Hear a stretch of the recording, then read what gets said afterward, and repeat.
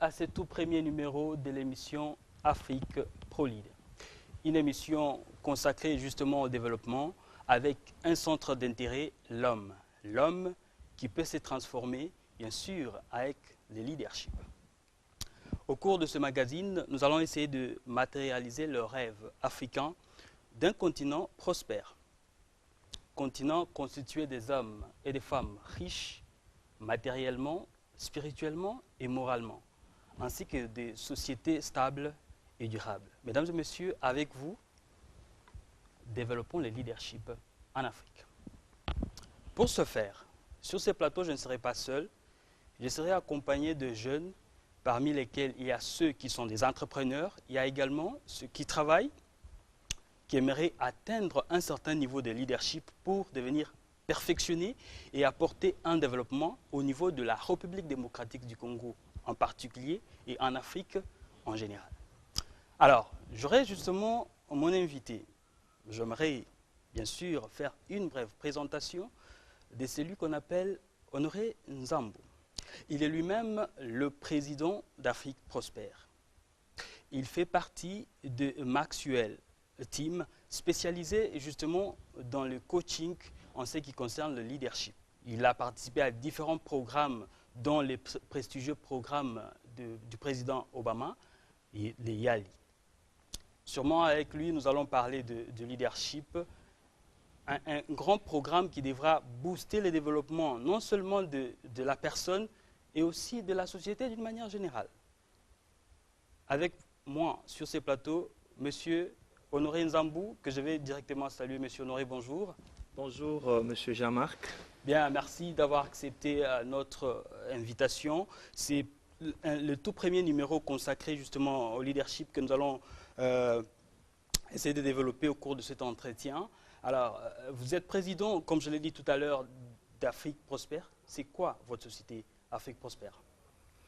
Afrique Prospère, c'est justement une entreprise sociale donc, qui a été créée depuis l'année passée dans l'objectif de pouvoir capaciter les citoyens à travers l'Afrique, mais en commençant par la République démocratique du Congo qui est notre pays, mais aussi pouvoir contribuer à l'émergence d'organisations à impact global. Donc c'est l'objectif de cette entreprise qui existe aujourd'hui et je suis heureux de pouvoir contribuer en tant que président à la discussion qui est sur la table sur le sujet du leadership. Bien, alors, il y a une question qui me passe par l'esprit parce que vous parlez justement du leadership. Est-ce qu'il y a intérêt aujourd'hui de parler du leadership en Afrique d'une manière générale et en République démocratique du Congo, notre pays? Oui, le leadership aujourd'hui, c'est une question qui est très profonde et qui mérite l'attention au niveau individuel d'abord de chaque citoyen, comme je l'ai dit, mais aussi au niveau des organisations et même des pays. Et si vous regardez aujourd'hui le problème de notre continent, le problème même de nos sociétés, c'est pour l'essentiel des problèmes qui sont liés au leadership. Parce que nous avons des têtes pensantes, nous avons des gens suffisamment intelligents, nous avons des gens qui ont des gros diplômes qui existent. Ce n'est pas ça qui nous manque. Mais il faudrait amener ces gens à se développer au niveau intrinsèque pour arriver à développer leur potentiel et faire contribuer leur intelligence de manière significative. Et donc, aujourd'hui, la question du leadership est très crucial. Et les sociétés qui l'ont compris, les pays qui l'ont compris, les continents qui l'ont compris, n'ont cessé d'investir dans la capacitation de leurs citoyens, des dirigeants, de toute couche de la population, à ce que ces gens prennent goût au leadership, comprennent ce qu'est le leadership, le mécanisme même de son développement, et cela impacte significativement sur le développement. Bien, merci beaucoup pour ces éléments, mais il y a une préoccupation qui me passe par l'esprit. En République démocratique du Congo, il y a déjà des leaders que nous connaissons très bien. En Afrique, il y en a aussi. Mais quelle est la valeur ajoutée que vous allez aujourd'hui donner en parlant de leadership?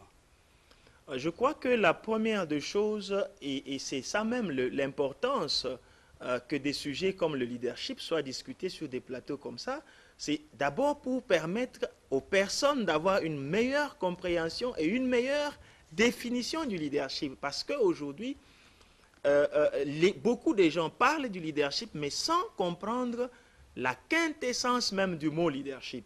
Et donc, je pense que en discutant à travers cette émission, nous allons pouvoir permettre à tout le monde de comprendre les différentes facettes du leadership et de pouvoir même comprendre de quelle manière et à partir d'où on peut partir pour développer son leadership. Que ce soit au niveau personnel, comme on le verra, ou au niveau d'une équipe ou au niveau d'un pays. Et donc, je ne doute pas qu'en RDC, il y a des leaders, mais je pense que pour la plupart du temps, le mot leader est très mal utilisé, et comme nous le découvrirons à travers les différents échanges. Et donc, premièrement, on ne se proclame pas leader. Leader, on vous reconnaît en tant que leader. Et donc, c'est déjà un point de départ sur lequel plusieurs discussions sont plausibles et sont invitées à la table. Parce que beaucoup de gens se disent leaders, mais ils se sont autoproclamés. Et beaucoup de gens se disent leaders, mais ils agissent par le pouvoir qui leur a été confié par coercition ou d'une certaine manière. Mais ce n'est pas cela, ce n'est pas de cette manière que le leadership fonctionne. Et nous le verrons. Donc, la valeur ajoutée, comme je vais le dire, c'est qu'au niveau de ce que nous allons faire, des différentes contributions que nous allons faire, on mettra de la lumière sur le leadership. Qu'est-ce qu'il est? Et on mettra de la lumière sur comment est-ce qu'on peut développer le leadership. Et comment est-ce qu'on peut arriver, à partir du leadership, à impacter sur la société et même sur le pays ou sur le continent, comme nous sommes en train de parler d'une entreprise à vocation panafricaine. Bien, merci. Merci beaucoup. Alors, j'aimerais que l'on puisse, parce que cette émission est aussi pédagogique d'une manière générale, je voudrais justement avoir une précision. Selon toi, parce que tu es justement spécialisé dans le leadership, c'est quoi le leadership? Alors, si vous consultez aujourd'hui 10 dictionnaires, je parie que vous allez trouver 10 définitions du leadership. Et c'est pourquoi je dis qu'il est très important que nous puissions au départ comme ça définir ce qu'est le leadership. Et pour ne pas perdre nos téléspectateurs dans des détails inutiles, mon coach, que vous avez cité en introduction, le docteur John Maxwell, aujourd'hui reconnu comme le numéro 1 mondial au niveau du leadership, ça fait 5 ans de suite qu'il est primé, il est arrivé à la conclusion que le leadership peut se définir en un mot, c'est l'influence. Pas plus, pas moins. Donc, pour les gens qui vont nous suivre et pour la suite des discussions, quand on parle de leadership, on va parler de l'influence. Et vous voyez, dans ce mot influence, il n'y a pas, on ne fait pas intervenir une position, on ne fait pas intervenir de l'argent, on ne veut pas intervenir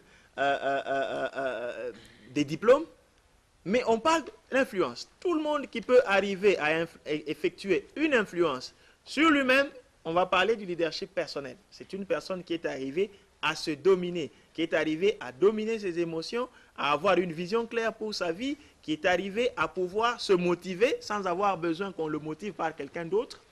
Là, on parlera de leadership personnel. Mais toute personne qui peut arriver à exercer une influence sans pour autant utiliser la coercition sur les autres pourra être reconnue par les personnes sur lesquelles elle exerce l'influence comme étant un leader. Et donc, à ce moment-là, comme je l'ai dit, on ne se proclame pas leader, il est reconnu par les personnes sur lesquelles ou sur qui elle exerce l'influence. Bien. Alors, parce que nous sommes dans notre pays, dans le contexte de la République démocratique du Congo, tout le monde a tendance à s'appeler leader. Alors, j'aimerais justement avoir une précision. On est leader ou bien on le devient?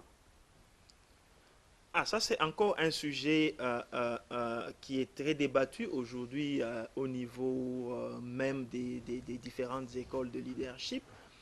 Il y a des personnes qui estiment, ou il y a des courants qui estiment que le leadership c'est un trait de caractère. Et donc, soit on est avec ce trait-là, donc on est leader, soit on n'a pas ce trait-là et donc on n'est pas leader. Nous ne sommes pas de ce genre de courant et je vais montrer même les risques de ce genre de courant. C'est le risque de mettre une barrière sur le potentiel de l'individu. Or, selon la théorie de la croissance, qui est soutenue par la théorie qui sous-tend le leadership comme étant une habilité que quelqu'un peut développer, selon cette théorie, l'individu, s'il a tous les éléments de motivation, peut arriver à se développer et à atteindre le maximum de ses performances. Et donc, selon cette théorie, un leader peut se développer. On peut développer des leaders. Quelqu'un peut ne pas naître avec des habiletés ou des caractères ou des traits des leaders, mais avec la formation, avec l'encadrement, avec la détermination, avec l'implication des autres leaders qui montrent le chemin ou le modèle, on peut arriver à développer le leadership. C'est comme ça qu'aujourd'hui, au niveau mondial, il y a des gens qui sont des chefs d'entreprise qui, avant d'accéder à ce poste de responsabilité, n'avaient pas de capacité de leadership. Ils sont allés par des processus de formation, des processus de coaching, des processus de stimulation, et ils sont arrivés aujourd'hui à développer des caractéristiques de leaders et à créer un impact durable dans la société. Donc, pour dire bref, nous, dans les différentes discussions que nous allons avoir sur ce plateau, et même dans la suite des émissions dans lesquelles je pourrais participer, je suis clair que je suis de ceux qui croient que le leadership se développe. Et donc, si on a la volonté, si on a la bonne information, si on est tenu par la bonne main, on a la capacité de développer le leadership et de faire un impact durable dans la société. Bien. Je t'ai suivi religieusement. Tu as justement parlé tu as défini le leadership comme une sorte d'influence. Alors, comment on peut parvenir à influencer les autres? Que faire pour avoir de l'influence sur les autres? Ok. Je vais essayer d'être beaucoup plus pédagogique parce que vous avez dit que l'émission a un caractère pédagogique. Je vais d'abord essayer de distinguer ce qu'on appelle le leadership personnel et le leadership organisationnel. Je vais parler de tout ce qui concerne le leadership d'équipe, le leadership d'organisation ou d'un pays. Alors, parlant du leadership personnel, on va parler de l'influence que vous avez sur vous-même. Et il y a plusieurs éléments qui peuvent contribuer à ce que vous puissiez développer cette influence. C'est d'abord, est-ce que vous avez une vision claire, précise et concise de ce que vous voulez devenir dans la vie? Cet élément seul peut déjà déterminer pour l'essentiel l'influence que vous pouvez avoir déjà sur vous-même. Parce que toute autre influence extérieure qui aura pour objectif de vous dérouter de votre objectif va faire en sorte que vous ne puissiez pas être influencé parce que vous-même, vous savez ce que vous voulez faire de votre vie. Deuxième chose, c'est votre capacité, les valeurs sur lesquelles vous êtes basé. En quoi est-ce que vous croyez? Y a-t-il des choses dans votre vie que vous ne pouvez pas dépasser, que vous ne pouvez pas faire, parce que ça fait partie de votre gène, ça fait partie de votre ADN. Il y a des choses, même si n'importe quelle autre personne vous amène à cela et que c'est contraire à vos valeurs, vous allez voir que votre influence sera beaucoup plus forte sur vous-même et vous n'allez pas vous laisser entraîner ou influencer de manière négative. Il y a beaucoup d'autres éléments dont le niveau d'avancement dans votre carrière, à quel niveau vous trouvez-vous? Est-ce que vous êtes encore étudiant? Est-ce que vous avez déjà un travail? Est-ce que vous êtes dans le travail, vous avez déjà des responsabilités? Ça, ce sont des éléments qui peuvent aussi influencer votre propre vie et votre propre personne. Et ça, c'est aujourd'hui un des grands problèmes que nous avons, surtout dans nos pays africains. C'est qu'on a souvent des gens qui n'ont pas encore une influence suffisante sur eux-mêmes, mais qui se mettent en avant pour pouvoir chercher à exercer une influence sur les autres. Et comme vous verrez, il y a certains éléments du leadership personnel qui vont vous suivre sur le leadership de groupe ou le leadership d'organisation.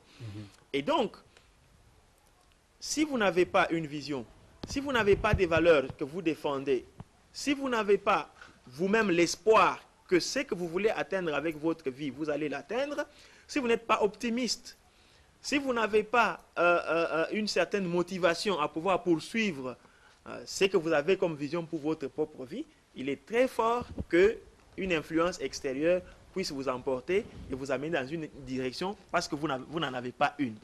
Maintenant, on va aller dans le domaine du leadership organisationnel. Au niveau du leadership organisationnel, il y a beaucoup d'éléments. Le premier reste aussi la vision, comme on a parlé. On a parlé de la vision.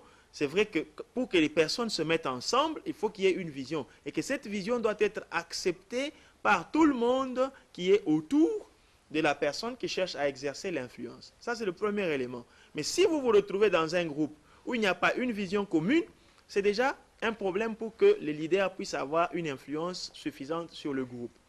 Et deuxième élément en dehors de la vision, c'est la personne qui cherche à exercer l'influence doit comprendre que le leadership, dans la conception de l'influence, le leader est au service de ceux qu'il est en train de vouloir influencer. Ça veut dire que s'il y a une vision, le leader doit être le premier à suivre cette vision-là. Donc, il y a des sacrifices à faire, c'est le leader qui doit faire le premier les sacrifices. Ça veut dire quoi? On parle de modeling, ça veut dire modeler. Donc, ce que vous voulez que les autres le fassent, en tant que leader, vous devez commencer par le faire et très facilement, les autres vont avoir de l'influence parce qu'ils ont vu les chefs montrer le chemin.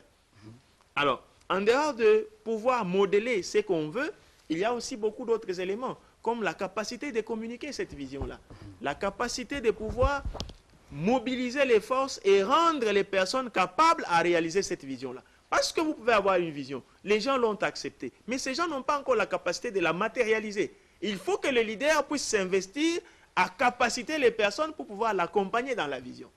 Et donc, l'influence au niveau du groupe, il y a plusieurs mécanismes. Mais là, nous avons cité juste quelques mécanismes qui sont très déterminants. Et à partir de cela, on peut déjà commencer à exercer l'influence. Mais pour clôturer par rapport à ce dossier d'influence, je le dis, l'influence, ce n'est pas quelque chose qui s'est construit en un seul jour. C'est un processus. C'est comme nous avons dit, le leadership, c'est un processus. Ce n'est pas qu'un groupe va se mettre aujourd'hui et que, automatiquement, le leader a l'influence sur tout le monde sur le groupe. Généralement, qu'est-ce qui arrive?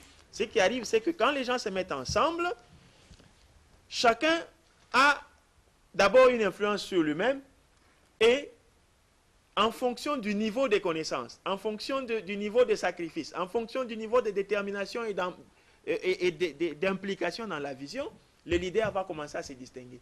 Parfois, le leader qui a été pointé ne va pas être le leader qui conduit les groupes.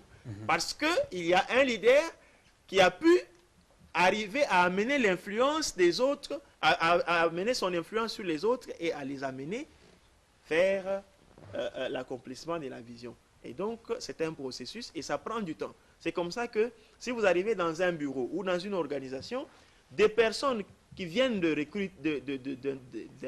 rejoindre l'organisation, on va avoir une influence parfois minime ou même très prononcée que les personnes avec lesquelles on a travaillé déjà pendant longtemps dans l'organisation. Pourquoi? Parce qu'il y a plusieurs éléments qui font ou qui contribuent à la construction de l'influence. Et ces éléments-là, les personnes en interaction les découvrent au fur et à mesure qu'elles interagissent, au fur et à mesure qu'elles échangent, et les qualités personnelles et les valeurs dont j'ai parlé au niveau du leadership personnel influencent beaucoup. Un leader qui est honnête aura tendance à attirer plus de suiveurs qu'un leader qui ne l'est pas. Un leader qui est tenace, un leader qui est ambitieux, qui est passionné, va avoir plus d'influence qu'un leader qui est fataliste dans l'avenir. Très bien. J'ai puisé un élément très important dans ce que tu viens de dire, mais qui ne fait pas partie de nos habitudes en tant qu'Africains et peut-être bien en tant que Congolais, en ce que je sache. Mais je voudrais avoir une précision justement par rapport à ça. Un leader est-il au service des autres ou ce sont les autres qui sont à ses propres services? Un leader, je le dis et je le répéterai, si un leader a besoin d'exercer une influence naturelle, il doit être au service des autres. Un leader, c'est un serviteur des autres. Ce n'est pas quelqu'un que les autres sont en train de servir. Il sert ses suiveurs. Il sert ceux qui sont sous sa direction. Et c'est pourquoi j'ai insisté que c'est au leader de pouvoir capaciter même les personnes qui sont sous sa direction ou qui sont sous son influence pour les amener à être capables de porter la vision qu'ils ont déjà acceptée et suivie. Donc le leader, c'est un serviteur des autres. Bien, merci beaucoup, monsieur le coach. Je rappelle bien que tu fais partie de Maxwell Team et tu as suivi beaucoup de formations en ce qui concerne le leadership dans le monde, plus précisément aux États-Unis. Mais là, il y a également une question qui me passe par l'esprit. Avant peut-être bien que je ne donne la parole à nos participants qui sont avec moi et qui ont justement aussi quelques préoccupations par rapport à cet échange que j'ai avec vous. Y a-t-il un rapport entre le leadership et une position quelconque qu'on occupe dans la société? Alors, d'emblée, je vais dire qu'il n'y a pas de rapport entre la position qu'on occupe et le leadership. Et il y a aujourd'hui, comme on appelle le niveau de leadership, donc les 5 niveaux de leadership qui ont été définis par mon coach dans son livre « Les 5 niveaux de leadership ». Et quand vous regardez dans ce livre, vous vous rendrez compte que la position, c'est le niveau de leadership le plus faible qui existe. Et c'est pourquoi on le considère comme une invitation à la table. C'est un peu comme quand on vous donne une position quelconque, c'est comme si on vous invite à la table du leadership. C'est comme si on vous invite maintenant à pouvoir développer votre leadership. Et donc, à ce niveau-là, votre influence est faible. Faible pourquoi? Parce que les gens vous respectent ou les gens sont influencés par vous uniquement par la position. Il faudrait maintenant développer les autres niveaux de leadership pour que les gens vous suivent ou soient à votre influence de manière naturelle. Que les gens soient contents que vous soyez leur chef. Que les gens soient contents que vous soyez la tête. Non pas pour qu'ils vous servent, mais pour que vous puissiez juste amener la vision que vous avez présentée à destination. Et donc, il est très très dangereux à quelqu'un de pouvoir se conforter dans la position sans pour autant développer les autres facteurs du leadership. Parce que lorsque l'entreprise ou l'organisation va arriver dans le moment des crises, ce sont les autres niveaux de leadership qui permettent aux leaders de pouvoir tenir. Et ces autres niveaux-là, c'est quoi? On va parler par exemple des relations. Un leader, c'est le deuxième niveau après la position. Lorsque vous avez la position en tant que leader, il faut développer de bonnes relations avec les personnes qui sont sous votre charge. De cette manière-là, vous vous intéressez à leur vie personnelle, vous vous intéressez à leur avancement personnel, vous vous intéressez à leur progrès, vous êtes plus concerné par leurs problèmes. Cela va les rapprocher davantage de vous. Et au moment des crises, ce sont ces relations-là qui sauvent les organisations.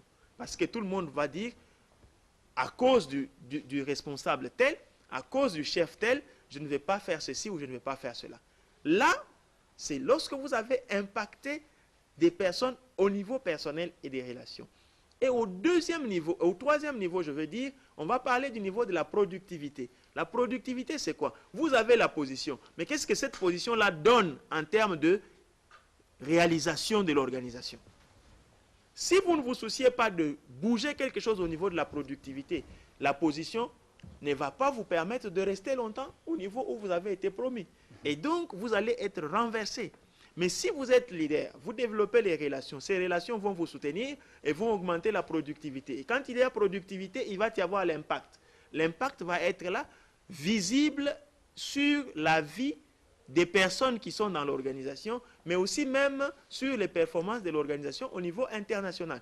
Et le quatrième niveau, c'est le niveau où vous commencez à capaciter les personnes qui sont sous votre charge. Ça veut dire que si vous avez les relations, vous avez la productivité, vous avez les relations, vous avez la position, il faut maintenant commencer à capaciter les autres personnes pour que la productivité augmente. C'est là où on va dire avoir un plan de développement pour chaque personne qui est dans l'organisation afin de lui permettre d'atteindre le sommet dans ce qu'il a à faire.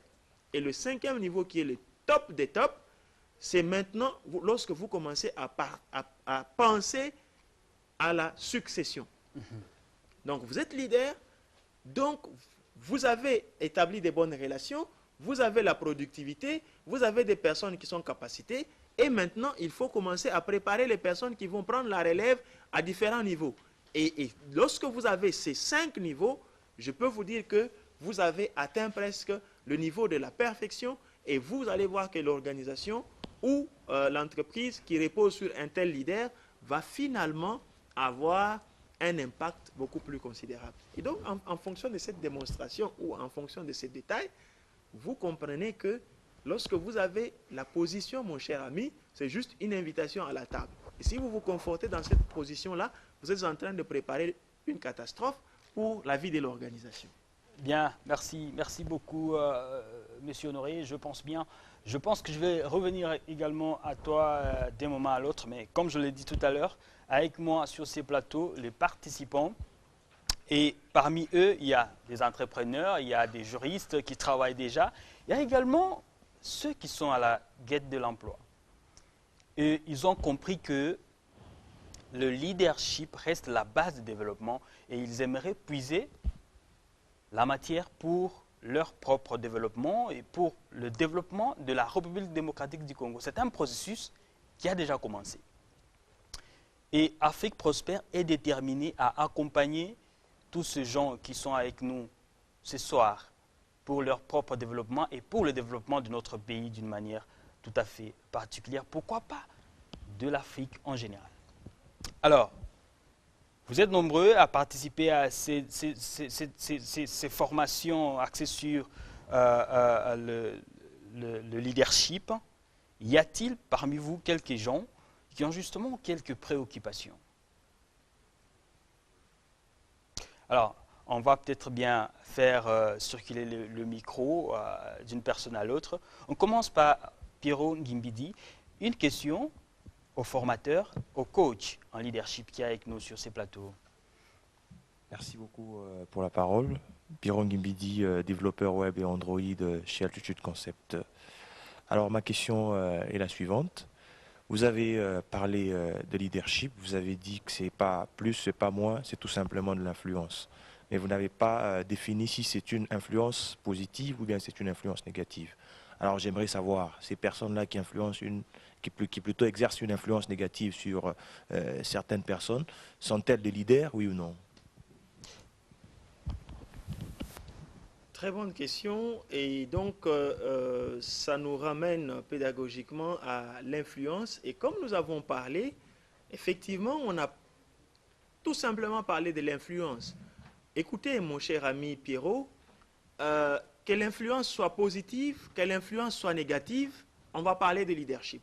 C'est pourquoi il est nécessaire que des notions ou des discussions sur le leadership positif, ça veut dire sur les pratiques d'un leadership transformationnel dans le bon sens, qui est en fait l'esprit de cette émission, sont nécessaires. Parce que, écoutez, c'est comme je l'ai dit, si vous n'avez pas développé une influence sur votre propre vie au niveau personnel, donc vous êtes susceptible de connaître l'influence ou de vivre la vision de quelqu'un d'autre.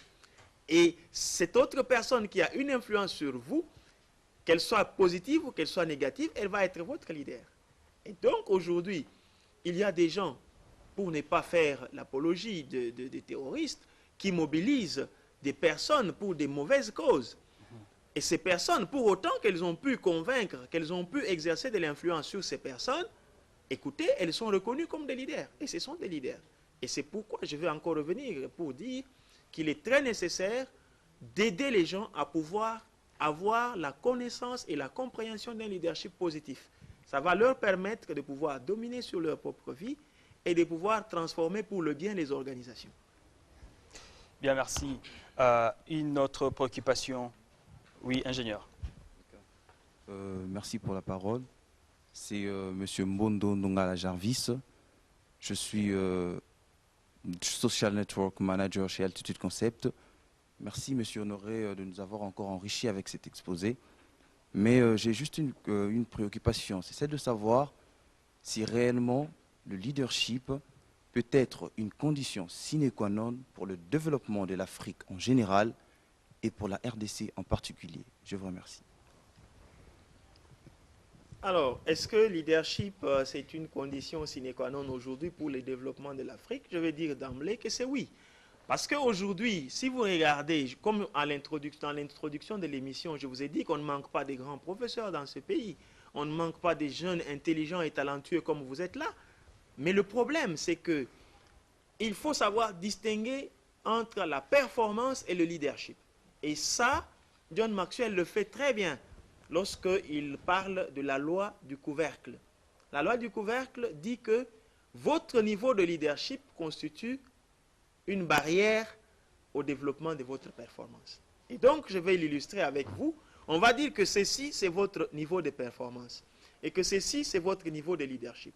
Si votre niveau de leadership est à 5, votre niveau de performance ne peut jamais dépasser le niveau 5. Il va s'arrêter au niveau 4. Et ça, après plusieurs études, après plusieurs enquêtes dans les entreprises, ça a été prouvé et démontré, aujourd'hui publié. Et donc, on est arrivé à quelle conclusion? Si on veut amener le niveau de performance à 7, qu'est-ce qu'il faut faire?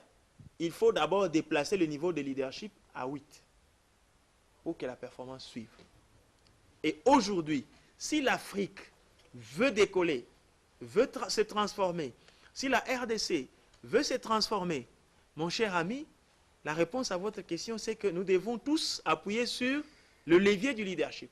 Si on augmente le leadership des personnes, des organisations, nous allons sans nul doute développer davantage ce pays et ce continent. Et il y a même des études qui ont prouvé que lorsqu'on augmente la connaissance, on fait une augmentation linéaire. Mais lorsqu'on fait une augmentation du leadership, on fait une augmentation exponentielle. Si vous avez bien suivi mon exposé tout à l'heure, quand j'ai parlé des 5 niveaux de leadership, vous voyez que lorsque vous avez un leader, il ne meurt pas seul leader. Parce que pendant qu'il est en train de développer ou de se développer ou de développer l'organisation, il développe les autres leaders. Ce qui fait que quand on forme un seul leader, on fait un développement exponentiel parce qu'il va amener les autres à atteindre aussi leur pleine performance. Il va les développer à leur plein potentiel. Et donc, partant de ces deux éléments dont je vous ai dit que élever ou éduquer un leader, c'est agir sur la croissance de manière exponentielle, tandis que former un technicien qui est très bien, qui connaît bien faire son travail, mais qui n'a pas les capacités de leadership, on va avoir une croissance linéaire. Parce qu'il est seul, il va continuer à aller seul, et quand il meurt, l'entreprise aussi ou l'organisation meurt. Et donc aussi, avec la loi du processus, si on veut aller loin, il faut qu'on investisse dans le leadership, mon ami. Bien, merci beaucoup. Il y a également des dames qui sont avec nous sur ces plateaux, justement. Madame, une question? Oui, merci beaucoup, Monsieur Honoré, pour votre exposé. En parlant de traits caractéristiques d'un leader, nous voyons en Afrique ou encore ici chez nous en République démocratique du Congo, beaucoup de leaders, ceux autoproclamés et aussi ceux déclarés par les autres personnes leaders. Mais quels sont les traits caractéristiques d'un vrai leader? Ah, je sens que j'ai affaire à la crème congolaise et les questions sont vraiment pertinentes. Alors, si on doit parler des traits caractéristiques d'un leader, il y en a beaucoup.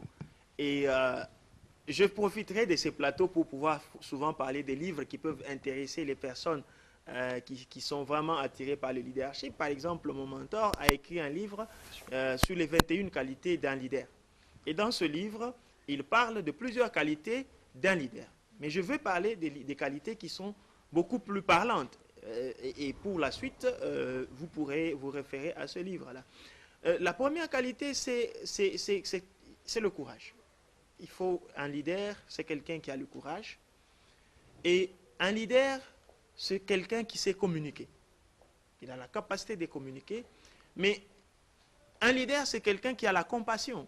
C'est quelqu'un qui peut prendre la place de ceux qu'il dirige. Donc avant de prendre une décision, il se met à la place de ceux qui vont être impactés par cette décision-là. Évidemment, un leader, c'est quelqu'un qui est optimiste. C'est quelqu'un qui est optimiste. Et un leader, c'est quelqu'un aussi qui est ouvert, qui écoute. Qui est ouvert, qui écoute les suggestions, qui écoute les remarques et les plaintes même des autres. Et un bon leader, c'est aussi quelqu'un qui a la capacité de motiver les autres. Il sait les motiver quand ils sont à leur plus faible niveau. Il peut les prendre et les remettre dans la position de pouvoir encore se dire il est encore possible. Mais pour la question de temps, je vous invite à lire le livre dont je parle, les 21 qualités d'un bon leader, et vous verrez qu'il y a beaucoup de traits, et ça peut même constituer un critère de jugement de certains leaders autoproclamés dont vous parlez. Bien, merci. Je pense que nous faisons la course à la montre. Brièvement, votre question, maître. Merci bien, Monsieur Honoré. Très ému et très ravi pour ces brillants exposés, un exposé si remarquable par rapport aux leaders. Tout à l'heure là, j'ai une question qui me vient à l'esprit. Retournons un peu dans le Maïndombe. J'aimerais savoir quels sont les mécanismes d'application que vous proposez mettre en jeu pour dénicher des leaders là à l'intérieur du pays, parce qu'ils ne sont pas informés. Comment vous pensez qu'ils peuvent être bénéfiques et éveillés par rapport à cette initiative-là? Ok, ça c'est une question de logistique. C'est vrai, comme je dis, on a des leaders partout. C'est sûr que dans le Maïndombe, on a des leaders. Je me souviens encore, au mois de mars de l'année passée, je faisais un déplacement entre le tronçon Mbandaka et Boende. Et j'étais à moto, justement, et à un niveau donné, on a connu une panne, donc une crevaison. Et tout de suite, on m'a demandé, est-ce que vous êtes en mission officielle? J'ai dit oui, oui, et ils ont même reconnu la moto. Ah, ce moto, c'est pour tel projet, et tout ça, tout ça. Ils ont dit non, écoutez, on vous emmène directement chez tel monsieur, il va prendre soin de vous. Je suis en train de dire que partout là, dans ce village-là et partout, on a des leaders qui sont reconnus par la communauté, qui sont reconnus par les gens sur qui ils exercent de l'influence.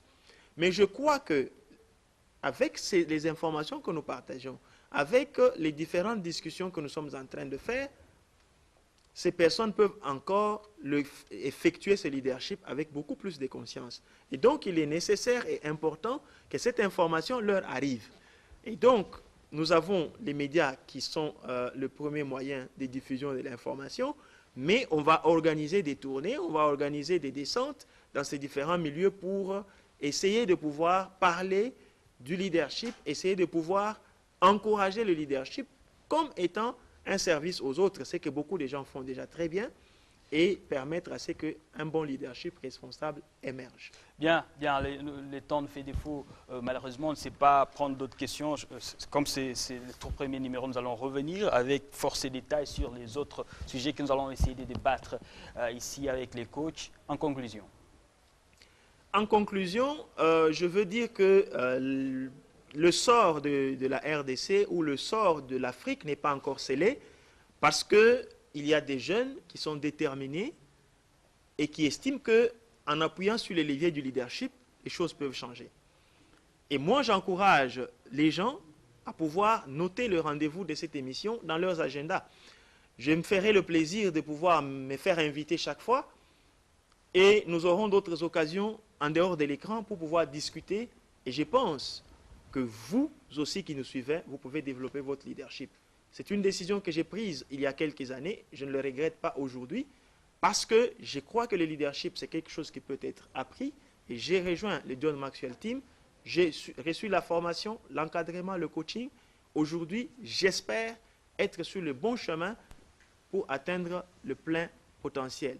Et je crois que votre organisation, vous-même en tant qu'individu, vous pouvez atteindre votre plein potentiel.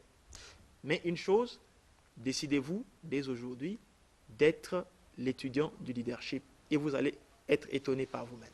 Bien, le leadership reste une condition sine qua non pour le développement de la République démocratique du Congo. À vous tous qui nous suivez à l'instant, vous êtes nombreux, je pense, je m'imagine. Il vous faut suivre des formations sur le leadership. Ensemble, nous allons développer la République démocratique du Congo. Pourquoi pas l'Afrique d'une manière générale? La semaine prochaine, c'est un rendez-vous à ne pas manquer. Nous allons revenir sur les 4 responsabilités d'un leader. Sûrement, toujours avec mon invité. C'était un réel plaisir pour moi de vous savoir nombreux en train de suivre cette émission. Merci à toute l'équipe technique qui m'a suivi, qui m'a accompagné, voulais-je dire, cet après-midi. Merci à vous tous de nous avoir suivis. La suite, c'est au prochain numéro. Au revoir.